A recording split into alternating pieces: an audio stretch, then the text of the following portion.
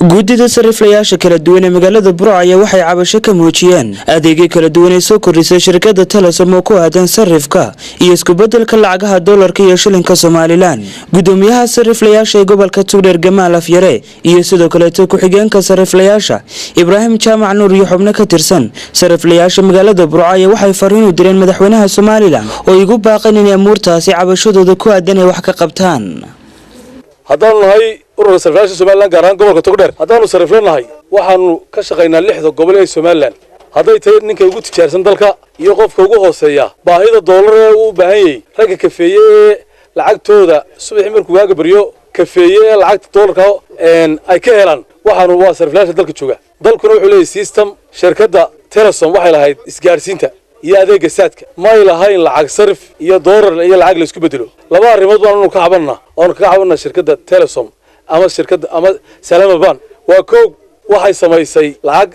dollar lacagta dollarkan haysto ayaa wax lagu bedelayaa lacag saada oo saadaho lana qofkii lacagta laanta qaadanayay ee kunka dollar bitilan guriga dhisaya ee intuu guriga dhiso intuu sarfeeyo yimaado laanta ka qaadanayay lacagtii wuxuu way jajacantay way dhimantay waa culays uma baahanayo lacagtii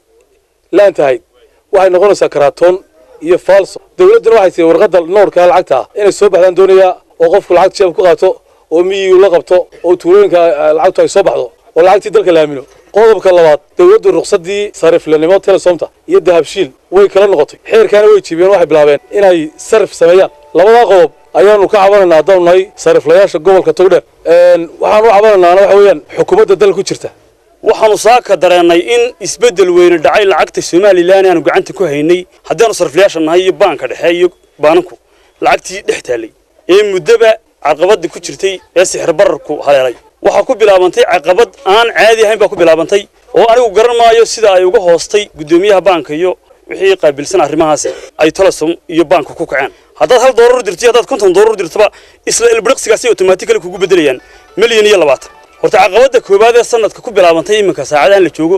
iyadoo 13 bishii la gaadhin ku bilaabantay lacagtiin waa arinta weeyaan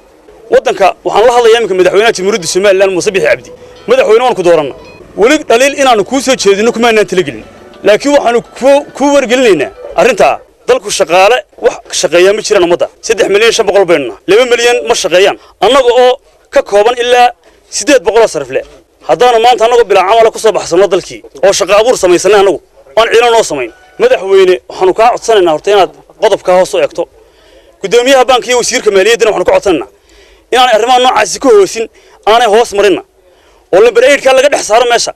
sarifleeyay mar haddii $1 laga joojiyo anna Soomaaliland oo danaanmayo 800 qof aan ku shaqaysanaa danta Telesom idada Soomaaliland waxa weyn danta Soomaaliland weyn anoo chance ka faa'iideysan waxa leeyahay madaxweynaha